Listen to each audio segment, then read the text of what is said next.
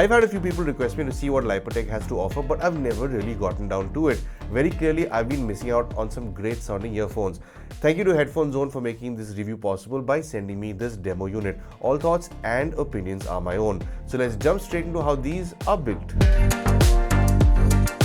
On an unboxing front, these are simple but have a touch of a premium feel to it, which is always welcome. You get a very well made and printed box with these, and it opens up from the right, which has a magnetic hold on the flap. Upon opening the lid, you'll see the earphones and case in the box, and on the left side of the box, you'll find the literature. Under the earphones and box is an accessory box which holds the charging cable, a small and large silicone ear tip with the mediums already on the earphones, and you also get a set of foam ear tips, which have to be the way to go forward for all wireless earphones. The earphones aren't too picky about which side you want to place them into the case, and they're pulled with a confident tug.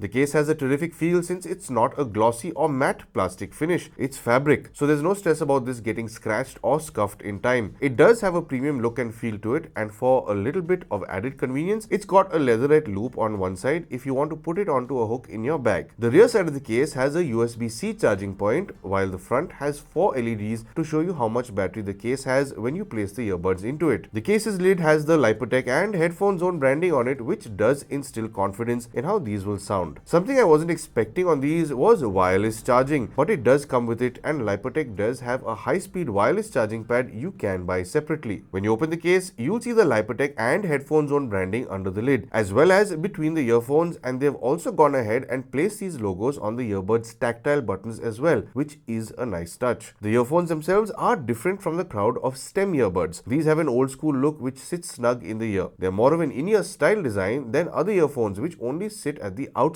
of the ear canal. So if you're not comfortable with in-ear style earphones, this is something to keep in mind. Comfort wise, if you're okay with in-ear style earphones, these can be worn for hours at a stretch, but I find these to be significantly more comfortable with the foam ear tips than the silicone ones. They tend to adjust to any ear size, and if you're in a quiet environment, you can hear them settling into your ear until they create the right seal. If you plan on using this while you're out and there's a slight rain, or if you want to use these in the gym, they should hold up just fine thanks to them having an IPX7 rating.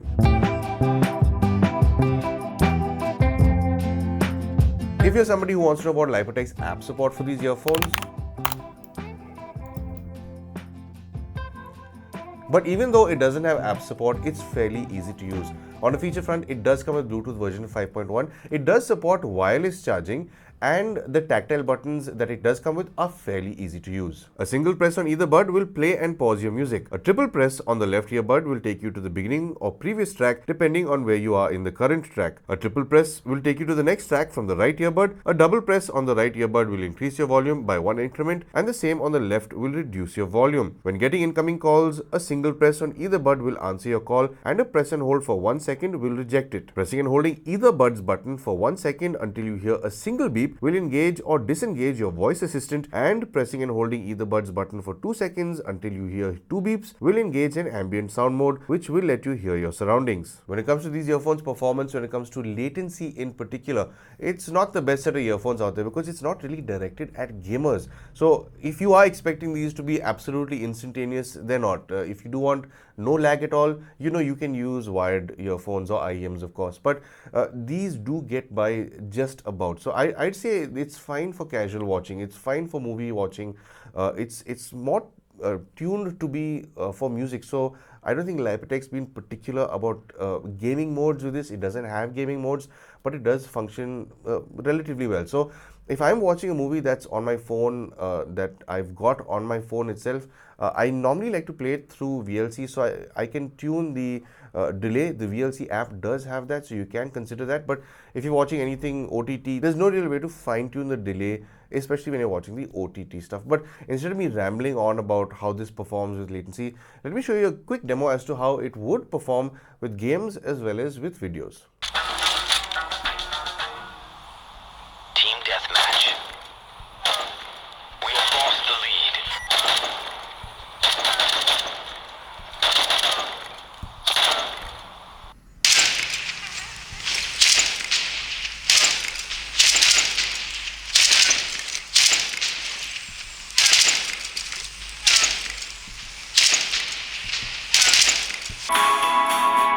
with 10 mm dual magnetic, dual cavity dynamic drivers and also have a 6 mm passive radiator that feeds into the concha. They have a frequency response of 10 Hz all the way up to 50,000 Hz and have a very easy to drive low resistance of just 16 ohms. These come with 3 separate nozzles that you can swap for slightly different tuning. Now this is a complete first for me. I've never experienced any IEM that has something like this. You can use these earphones to take or make any phone calls, and it does come with Qualcomm's CVC 8.0, so I am expecting it to carry your voice over relatively well to your recipient. But instead of me going on, if you would like to see how this would sound in a busy environment, there really is only one way to find out. I'm calling you from the usual busy street that I do all of my call tests from, so you get a sense of the kind of environment that these earphones are going to be battling with when it comes to the environmental noise cancelling. Now, of course, there's a lot of two-wheeler, four-wheeler traffic behind me. There is some construction work going on behind me as well, and you might get the occasional pressure horn as well that these have to battle. So I have been on the camera microphone all this time, so you can hear all this, and I'll switch over to the Lypertek earphones right about now. So this is the overall tonal clarity you can expect to carry over to your recipient. I do suspect CVC 8.0 to handle this fairly well. Now I do suspect these earphones to have at least 2 microphones per earbud, so as to be able to have enough data points to be able to isolate your voice, or should I say isolate the noise and help carry your voice over to your recipient. Now, no doubt this will do a significantly better job in a more controlled environment at home or in an office environment. So usually what I do is I toggle between ANC mode to see if there is some sort of an extra load on the ANC while talking to a recipient. So considering this doesn't have ANC, one thing I will do is I'll put one earbud back into the case just to see if there's a shift in sound. So you'd be the best judge to see if there is a difference when I do this. So I'm putting the right earbud back in the case now. So it's back in the case and I'm just on one earphone. So you'd be the best judge, like I said, to see if there is a shift in overall tonal clarity, if it's better or worse with one earphone. And I do hope that this call demo has given you a better understanding of these earphones. And of course, I will see you back in the studio.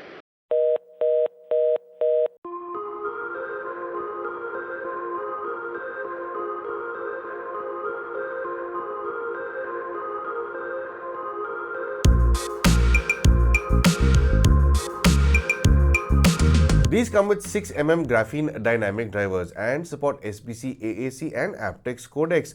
They have a frequency response of 20 Hz all the way up to 20,000 Hz, and on a volume front, I was surprised to see that these can get really loud. I suspect that the way they isolate contributes towards this because they isolate terrifically well. So usually I found myself listening to this anywhere between 25 to around 30%, but I do find 30 to 35% to be a little on the louder side for me. So I'd say it can get enjoyable at 35-40% if you do like listening to music a little louder, but I wouldn't recommend listening to this any louder than 45-50% for prolonged periods of time if you intend on preserving your hearing. Now, lower down at 5 or 10% also, it is relatively louder than most other earphones I've heard, I suspect because of the in-ear style and how good it isolates. But even at 5 or 10%, it doesn't thin out as much as I was expecting it to. It does stay rounded and truly enjoyable. Soundstage on these is slightly wider than most other common TWS earphones. So instead of it sitting within your head, it sits around the earphone. So I'd say maybe just about an inch out of your ear. So it is wider than most other TWS earphones, at least the common mass market ones, which is quite nice when it comes to its performance. It does have a well-centered phantom channel and good left and right separation. Now, depending on the recording you're listening to, if it is a good one, there are times where you can get a sense of slight vertical stage as well. On an imaging front, it isn't over sharpened like some other manufacturers tend to do with wireless earphones.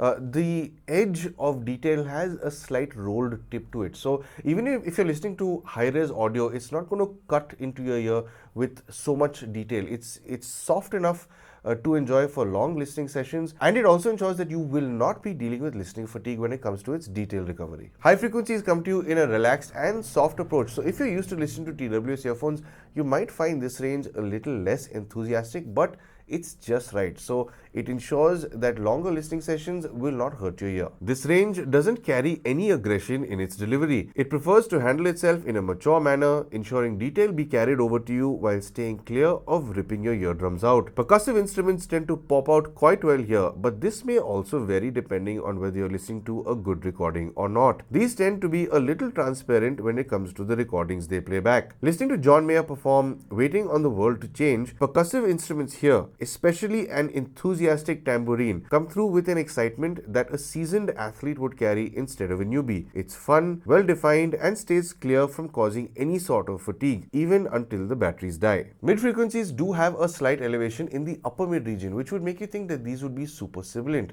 They aren't, but I do wish it had a little more prominence in the lower mid region. Considering these aren't sibilant, you'd think that they'd be a little too thin sounding with male vocals. It turns out they aren't too bad, and this is pretty much why I don't like to go by graphs provided with audio gear. I'd rather trust my ears. Male vocals as well as female vocals do sound rounded, but you will notice that female vocals can be very slightly anemic compared to male vocals. Instrument and vocal separation in this range is good, especially if you prefer lighter genres of music. Anything vocal and acoustic carries through well defined and nuanced. Listening to Adele perform Make You Feel My Love, I do wish there was a little more depth in her voice here, but perhaps I'm expecting too much from a set of wireless earphones. Where this does slightly lack in depth for female vocals, it makes up for in carrying emotion. Adele and her backup vocalists' voices, accompanied with a piano and strings in the distance, speak softly but with poignant emotion. Low frequencies have great presence despite not being bloated like most TWS earphones. It is more elevated than mid frequencies, but it's not exaggerated, so it stays clear of meddling with the mid frequencies. Despite not being bloated, it's got good energy, more than enough to enjoy a dance track. There's good extension here as well, so if you intend on using this for any movie watching, your lower rumbles and explosions are bound to be more than enjoyable. There is a weight in this range I wasn't expecting from these, especially considering it's a tiny driver, but it's clear that the folk at Lypertek knew what they were going for and have executed it really well. Listening to Ariana Grande perform Break Free featuring Zed, this track really did catch me off guard for how much weight it has in the low frequencies. Don't expect earwax loosening levels of bass here. It stays away from being arrogant and chooses to put on an elegant performance rather than go full out and make a fool of itself. It's well tuned and remains more than enjoyable for heavy genres as well as lighter ones like jazz and blues.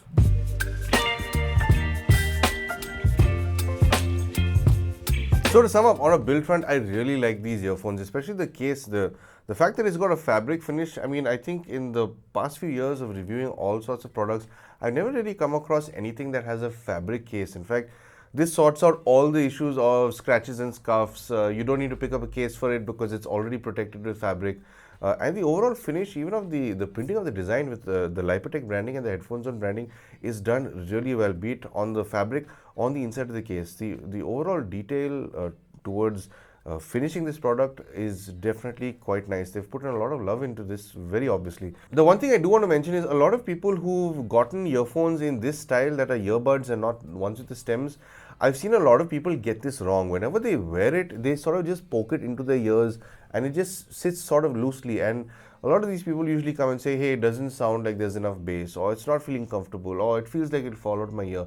The secret to this kind of earbud is you have to put it into your ear at a certain angle and then twist it so it sort of locks into place within your concha. Once you twist it, it goes slightly further into your ear canal, so the driver is that much closer, for one.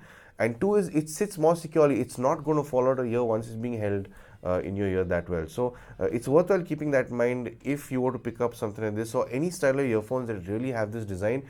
Do the twist because it's more secure and it will sound better. On a feature front, it's got Bluetooth version 5.2. It's got wireless charging, which is quite a surprise, and it works fine. I've tried it on my phone's reverse wireless charger. It works fairly well. It charges up. I know some of you might be bummed out that it doesn't have any app support, but from my perspective, I've always liked earphones in particular that have very basic apps or functions where I don't have to interact with the app, because some apps can get very fiddly. Some apps just make you go into them and it's an absolute mess. Chances are you're going to screw up how they're going to sound or how they're going to perform with the amount of custom options you have. So in this case, I like the fact that it doesn't have app support. I like the fact that it's just the earphones and your music. It's nothing else. There's no in between. So it just makes that bridge that much shorter between you and your music. So I'm quite alright with it. And the tactile buttons in fact work quite well. So They're not very loud, clicky, tactile buttons, which I like because whenever you interact with it, it's a very soft click. It's not a loud, jarring click or clack that some headphones or earphones have that I've tested in the past. This is a very soft and subtle acknowledgement tactile click, which is a nice design overall. The battery life on this seems pretty good. Now I have actually delayed my review by quite a while because I've been testing this and the battery has held up pretty well. But the one thing I can tell you very honestly is if you are listening to these earphones on an iOS device, the battery life will most likely be better because iOS and iPadOS are usually broadcasting in SBC and AAC codecs. If you are listening to higher res music via an Android and you're broadcasting in aptX, because you're sending over higher resolution packets, or should I say packets with more data, the battery life is going to take a hit. So the numbers that you will expect won't be as high if you are using the aptX codec, which honestly is still not bad. I think you'd still easily get about 7 hours or 6 hours without putting them back into the case. So it'll last you a flight, at least cross country. So all in all, I'd say the battery is also pretty good. For most other earphones, I normally talk about active noise cancelling in this point, but these don't have active noise cancelling, and honestly, they don't need active noise cancelling. There is a way you can do a passive pass through, not a passive, but it does feed it in. It is sort of active because you go into this mode by, I think you press it thrice. So I've mentioned it in the features chapter. But I found that with that pass through off, the isolation is unbelievably good. So I've had times where my wife's talking to me and I've not even realized, whereas with other earphones that just sit on the outside of the ear canal and just seal that, you can tell what's going on around you. There is a sense of your environment around you, whereas with this, it just mutes you. It really does isolate you very well. And I've found that usually using the foam ear tips is not only more comfortable, but I think it does cut out more noise compared to the silicone ear tip, but it's a matter of preference. I'm sure if you prefer the silicons and you over the foam, it's, I mean, good for you. But give the foam ear tips a try. It's nice to see that this company has included foam ear tips in these, and this has been my first proper session with foam ear tips over a prolonged period of time, and not just trying out different things. And I quite like foam ear tips. In fact, I think I'm going to pick up a few so I can try them with different IEMs as well. On a sound front, these are not your mass market TWS earphones. Don't expect these to pierce your ear with ridiculously sharpened highs and extremely forward mid-range in the upper mids, especially, that it gets super sibilant. The bass is not going to be so exaggerated that your earwax is going to start falling out. It's not trying to be a part of the loudness war, and Lypertek knows that. They've not gone into this. It's very clearly got a character of being confident in what it's doing. It knows what it wants to do and it knows how to do it. So the highs are on the softer side, but they are well enough detailed. They do cut through and pierce through where they have to, with specific instruments in particular. The mid-range it does have a natural tone to it, but part of me does wish there was a little more boost in the lower mid area. But then again, if they did the boost in the lower mid, the bass wouldn't be sounding as enthusiastic or as well defined as it does. So they've chosen a nice tuning. I like how they've tuned it. It is different. They're not trying to be like everybody else in the market. They're not trying. This set of earphones is not trying to impress you. You know, it's got its own character. It's comfortable in its own shoes, and that's what I like about it, because it handles staging wider than other wireless earphones do, for sure. Its imaging is just right. You're not really looking through a veil most of the time, but that veil does exist if you are listening to a bad recording. One thing I found with these is it is transparent with certain recordings. Now, I have heard some really good recordings from many bands, and usually a lot of jazz and blues or a lot of newer recordings do sound very good with many different artists. But there's some older stuff where people were recording and mixing just for loudness. So those kind of recordings tend to sound absolutely flat. There's no dynamics with those recordings. And these earphones tell you that. They make it very apparent that a recording isn't very good, that it is not a dynamic recording. So initially when I did switch them on and start listening to them, I did think that, hey, these aren't too great, but then I realized, hey, let me cycle through, because very clearly Lypertek is trying to do something more on the audiophile front than being mass market. So it's very apparent that bad recordings do sound bad and good recordings will sound good. So the fact that these earphones will make you gravitate towards better sounding music is an absolute win for everybody, because you'll be able to experience better sounding music all in all. So the fact that Headphone Zone has collaborated with Lypertek, I'd say, gives me that much more confidence. In fact, if I was somebody who were buying these, it would give me a lot more confidence, because the guys at Headphone Zone are handling some terrific stuff and they know what they're doing. So these have not been a letdown at all. I'm quite impressed with them, and I'd say they are value for money. So moving on to price, how much do these cost? Well, at the time of recording this, these do have a maximum retail price of 7,999 rupees. But you can get them for 5,999 from the headphonezone.in site. You can also buy the wireless charging pad. So the wireless charging pad has an MRP of 2,499, but you can get it for 1,499. So I'd say all in all, this is terrific value for money. If you want good sound, it's worthwhile considering these. With I mean, it is convenience. There is no cable, and it's not trying to impress anybody. It's a nice set to own, and overall, I'd say it's terrific value for money. So I hope you found this video helpful and informative, and I do hope that I've helped you make some sort of purchase decision. If you would like to support the channel, I'm sure you know exactly how to. But of course, thank you for tuning in to Paul's POV for some sound advice.